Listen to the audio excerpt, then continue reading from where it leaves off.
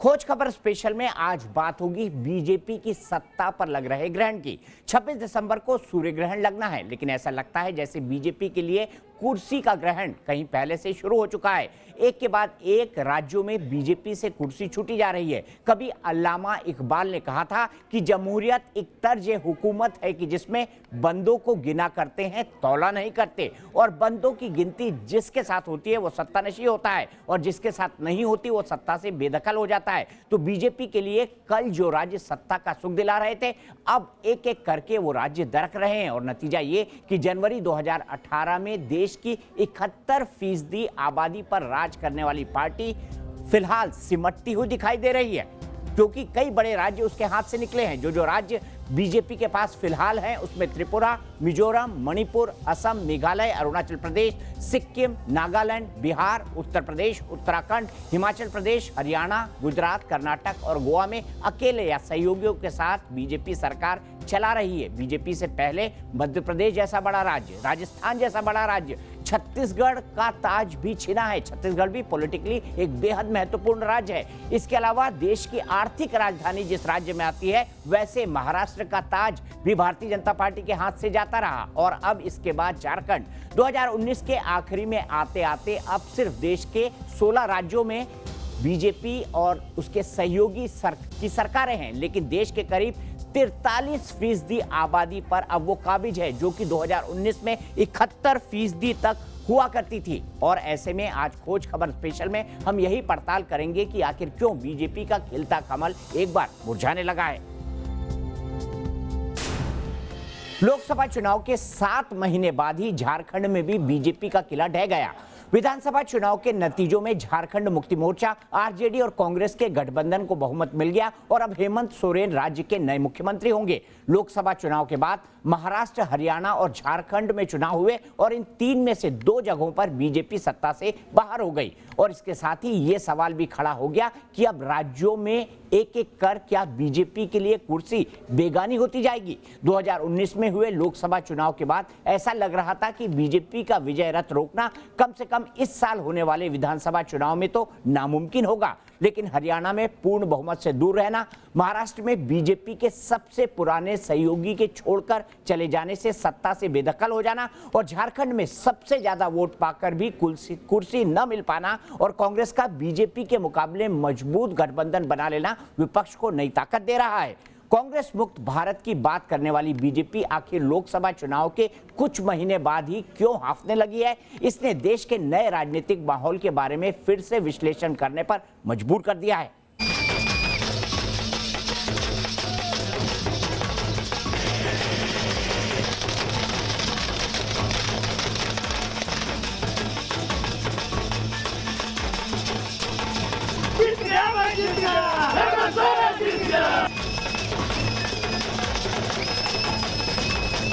सच्चाई की जीत हुई है। आज के तारीख में बहुत बड़ी विक्ट्री है। सत्य की जीत और झूठ की हार 21वीं सदी में राहुल गांधी के नेतृत्व में चलेंगे। हेमंत सोरेन झारखंड के मुख्यमंत्री निर्वाचित हो चुके हैं। ये एक मील का पत्थर साबित होगा। मुरझा गया है कमल, जश्न में है विरोधी।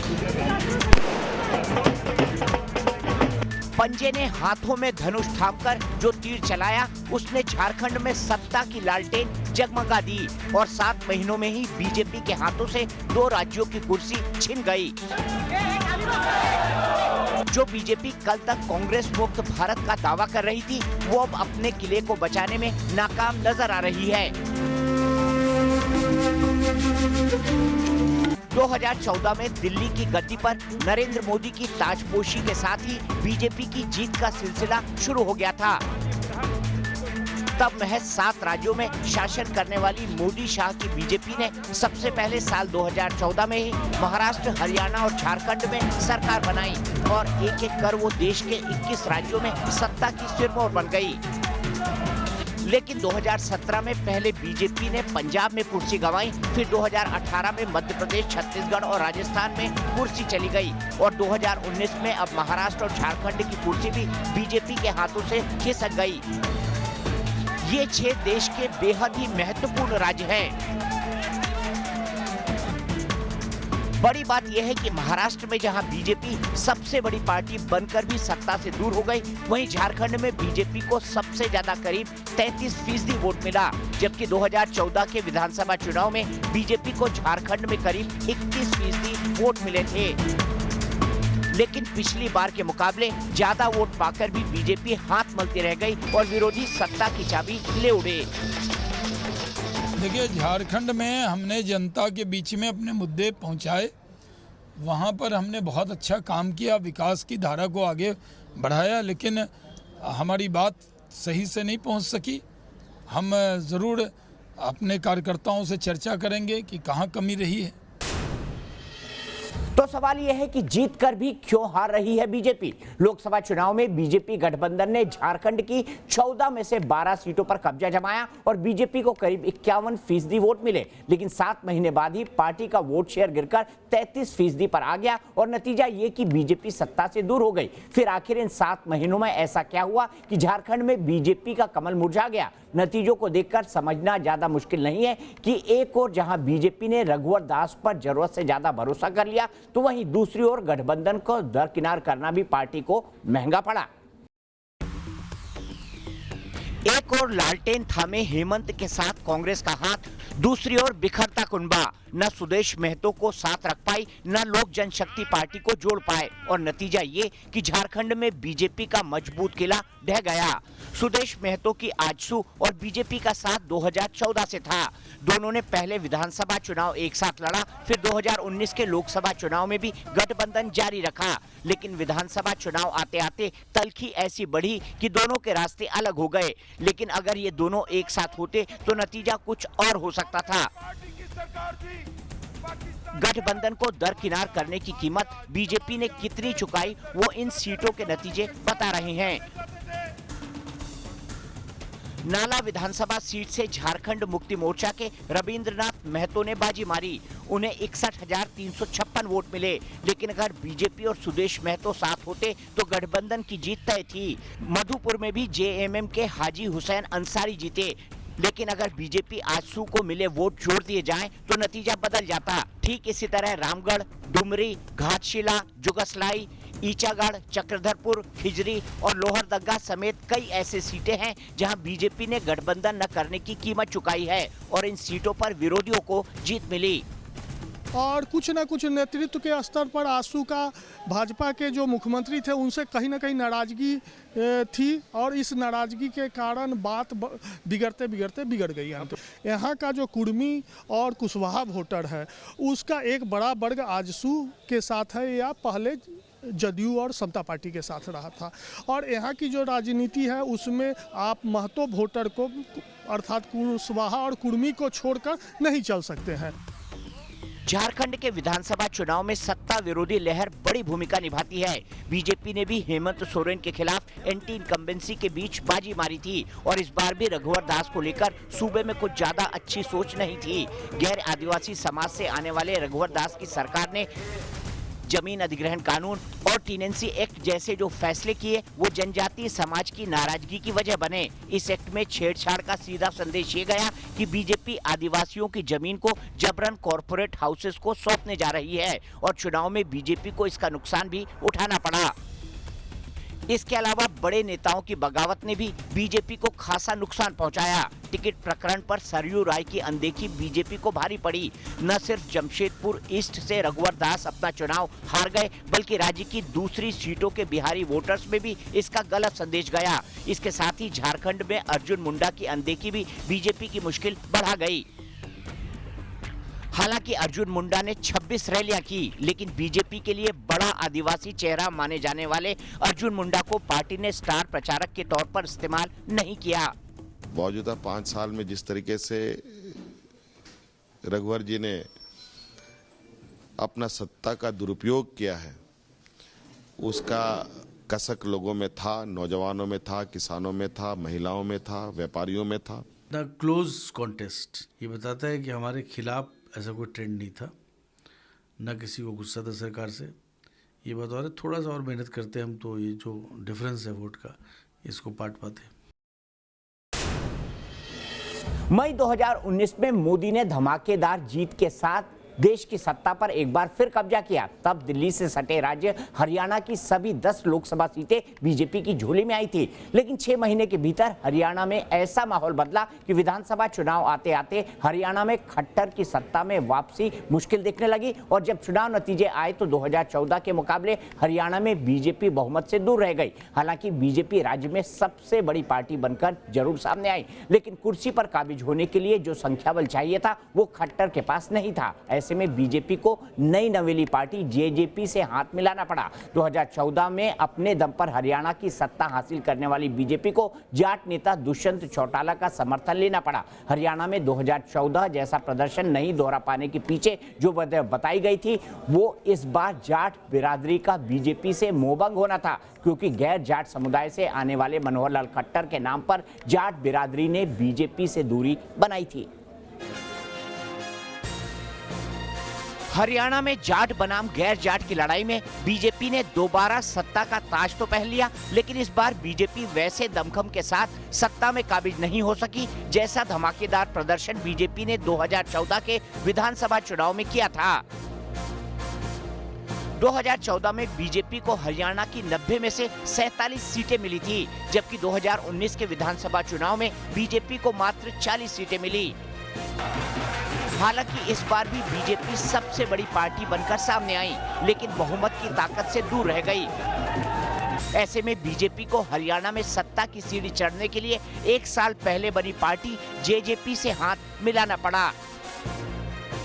चुनाव नतीजों के बाद जेजेपी की झोली में 10 सीटें आई थी और दुष्यंत चौटाला हरियाणा की राजनीति के किंग मेकर बनकर उभरे थे।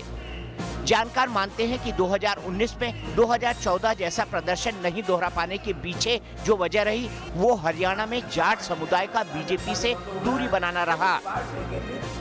हरियाणा में जाट बहुल इलाके में 36 विधानसभा सीटें हैं, जिनमें 15 कांग्रेस, 10 बीजेपी, 7 जेजेपी, 1 आईएनएलडी और 3 अन्य के पाले में गई। जबकि 2014 के विधानसभा चुनाव में जाट समुदाय के प्रभुत्व वाले इलाके में बीजेपी ने 19 सीटों पर परचम लहराया था।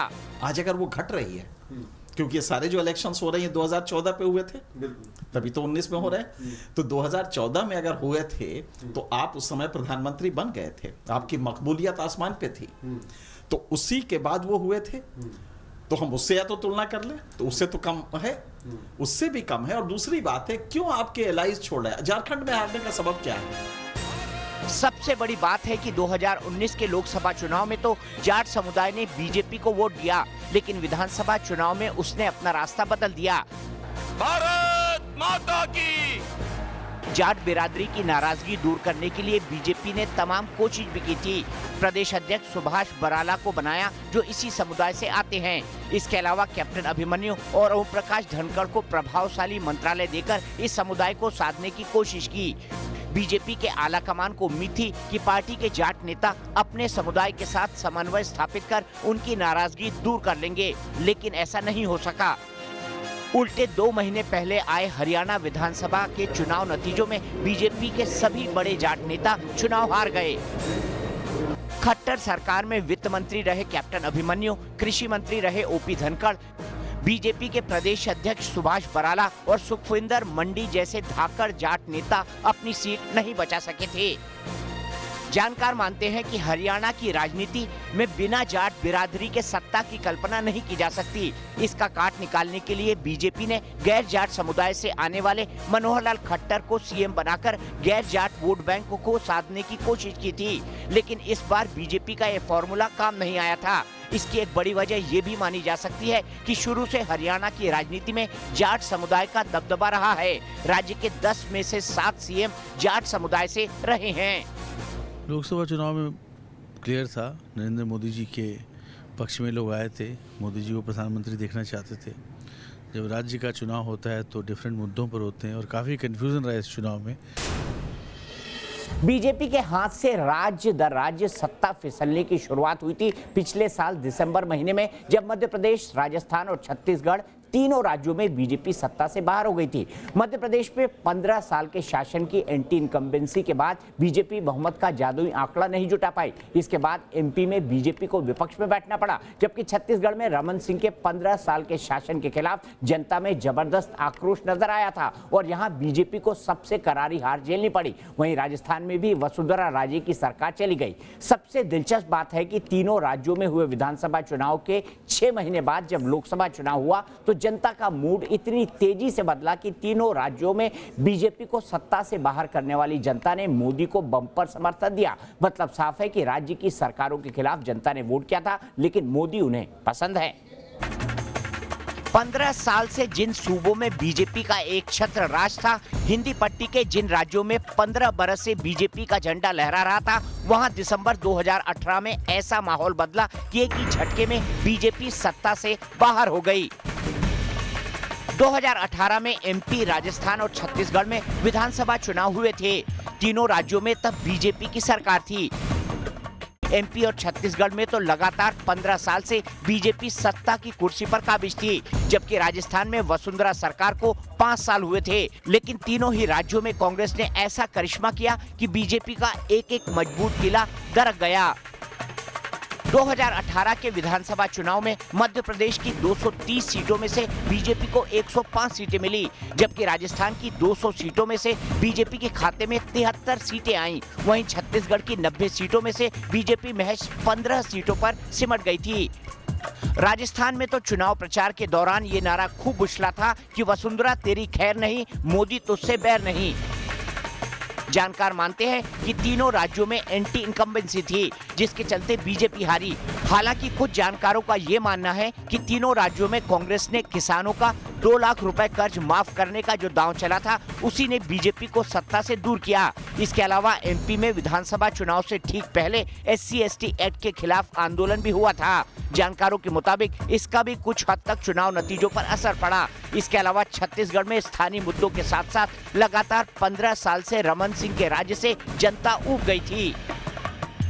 तीनों राज्यों में बीजेपी की हार के पीछे ऐसा कहने की एक वजह यह भी है कि विधानसभा चुनाव और लोकसभा चुनाव में इन तीनों राज्यों में बीजेपी के प्रदर्शन में बहुत बड़ा अंतर दिखा, क्योंकि दिसंबर 2018 में जिन राज्यों में बीजेपी ने सत्ता गंवाई थी, वहां मई 2019 आते आते जनता का ऐसा मूड बदला कि तीनों सूबों की आवाम ने मोदी को 2014 से भी ज्यादा वोट किया।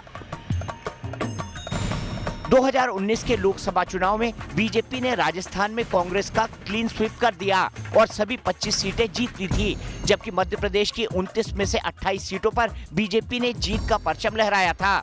वहीं बात करें छत्तीसगढ़ की, तो यहां 11 में से 8 सीटों पर बीजेपी ने कब्जा किया था। जानकारों का मानना है कि विधानसभा चुनाव के वक्त कांग्रेस ने जनता से जो वादा किया था, वो पूरा नहीं कर सकी। एमपी में किसानों का कर्ज माफी वाला वादा जमीनी स्तर पर पूरी तरह नजर नहीं आया, जबकि लोकसभा चुनाव के प्रचार में बीजेपी ने राम रक्षा और राष्ट्रवाद को जमकर भुनाया। बालाकोट एयर स्ट्राइक के नाम पर मोदी ने चुनाव की दशा और दिशा इस तरह बदल डाली कि 6 महीने में ही तीनों राज्यों की जनता दोबारा मोदी मोदी की जयकार करती नजर आई। देखिए, लोकसभा में तो मोदी मोदी होता है।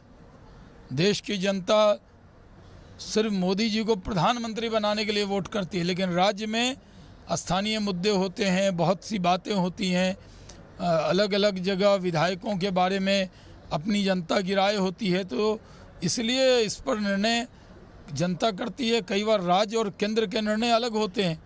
जिन राज्यों में हम चुनाव विधानसभा में नहीं जीते, वहाँ लोकसभा में हमने अच्छा परफॉर्म किया। झारखंड में गठबंधन की गांठें ढीली हुई तो बीजेपी सत्ता से बाहर हो गई, लेकिन महाराष्ट्र में गठबंधन करके बीजेपी ने कमल तो खिला लिया, लेकिन साथियों की नाराजगी यहां भी पार्टी के लिए मुसीबत बनी। नतीजा ये कि सबसे बड़ी पार्टी बनकर भी बीजेपी को महाराष्ट्र में गद्दी नहीं मिली और कांग्रेस एनसीपी की जिस सरकार को बीजेपी शिवसेना ने सत्ता से बेदखल किया था, वो कांग्रेस एनसीपी शिवसेना के साथ मिलकर गद्दानशी हो गई। महाराष्ट्र के बाद बीजेपी झारखंड भी गंवा रही है। आत्मचिंतन की जरूरत है, ऐसा क्यों हो रहा है? वो पूरे सूबे की किस तरह रंज और अफसोस है और गुस्सा है रघुवर दास के लिए, ये उस चुनाव से जाहिर होता है। झारखंड की हार ने बीजेपी के पुराने साथियों को तंज कसने का मौका दे दिया। 10 साल की कांग्रेस एनसीपी सरकार के खिलाफ सत्ता विरोधी लहर के बाद बीजेपी शिवसेना ने सत्ता कब्जा ली थी। बीजेपी के देवेंद्र फडणवीस के सिर पर ताज सजा और 5 साल तक दोनों ने मिलकर सरकार भी चलाई और फिर साथ-साथ पहले लोकसभा और विधानसभा चुनाव में दोनों के साथ ने विरोधियों को चित कर दिया। साल 2019 में हुए लोकसभा चुनाव में बीजेपी शिवसेना ने सूबे की 48 में से 41 सीटें जीती और फिर विधानसभा चुनाव में बीजेपी को 105 और शिवसेना को 56 सीटें मिली। लेकिन बहुमत का जो आंकड़ा दोनों के साथ आसान नजर आ रहा था, वो पेच में फंस गया। शिवसेना 2.5 साल के सीएम के फॉर्मूले पर अड़ गई और फिर मुख्यमंत्री पर फंसे पेच ने बीजेपी शिवसेना की दोस्ती में दरार डाल दी। शिवसेना ने नामुमकिन समझे जाने वाला गठबंधन किया, एनसीपी और कांग्रेस के साथ हाथ मिलाया और बीजेपी को सत्ता से दूर कर दिया। खोज खबर स्पेशल में आज के लिए इतना ही, लेकिन न्यूज नेशन ऐसा चैनल है जहां पर खबरों का सिलसिला कभी नहीं थमता।